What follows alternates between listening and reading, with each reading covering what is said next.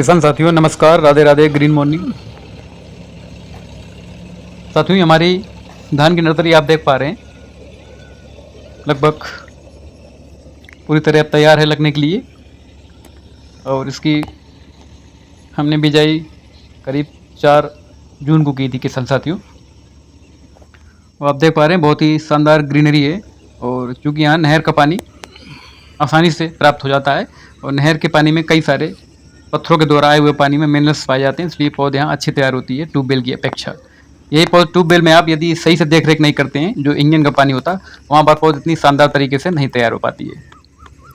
अब देख पा रहे किसान साथियों, आप समय से पौध यदि डालते हैं, ज़्यादा गर्मी भी होती है तो आपको 2-4 दिन उसकी देख रेख करनी होती है। यदि आप नहर के किनारे पर पौध डालते हैं, उसके बाद आपको ज़्यादा देख रेख की ज़रूरत नहीं पड़ती। आप पानी लगातार बनाए रखें और निकालते रहें, ज़मीन को ठंडा करते रहें, तो पौध आपकी बहुत ही शानदार तरीके से तैयार होगी। ये आप देख पा रहे हैं, इसमें बासमती 17-18 धान भी है, बासमती 1509 भी है, और इसमें खाने वाली देसी मंसूरी धान भी है। इसके अलावा किसान साथियों, यदि आप उर्वरक संतुलित मात्रा में और सही समय में देते हैं तो भी आपकी पौध बहुत शानदार तैयार होगी। जब भी आप पौध डालें किसान साथियों, तो अल्टरनेट डालें, यानी कि आप 4-5 क्यारियाँ बनाएं और 2-2, 3-3 दिन के अंतराल पर डालें। इससे आपको फ़ायदा ये होगा कि आपकी बड़े बड़े फार्म हाउस हैं तो 1-2 दिन लगते हैं एक फार्म हाउस में, यदि बड़ा है उसमें ट्रांसप्लांटिंग होने में, तो आपकी जो पौध है वो ओवर ग्रोथ नहीं करेगी, ज़्यादा नहीं बढ़ेगी और आप समय से उसकी रुपाई लगातार होती रहेगी। यदि आप एक साथ पौध डालेंगे और जब तक लास्ट वाले फार्म हाउस नंबर आएगा, तब तक वो पौध आपकी 40 से 45 दिन की हो जाएगी और फिर आपका नुकसान हो जाता है, क्योंकि 40 से 45 दिन की पौध होने का मतलब है किसान साथियों, हमारी उसमें टिल्डिंग होने लगती है, यानी कि पौधा ग्रोथ करने लगता है।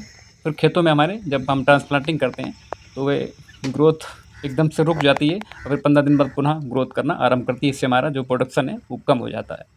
तो किसान साथियों ध्यान रखें, आप पौध को कई भागों में डिवाइड करके डालें, 1-1, 2-2 दिन के अंतर पर, और जैसे लगती जाए तो उस हिसाब से, उस फार्म हाउस के हिसाब से आपकी धान जो नर्सरी है वो तैयार होती जाएगी और आपको आसानी से ट्रांसप्लांट करते जाएँ। ये आप देख पा रहे हैं किसान साथियों, नहरों का पानी सीधा लगातार हमारे खेतों में अब पौध 20 से 25 दिन की हो गई है, अब लगातार चलता रहेगा।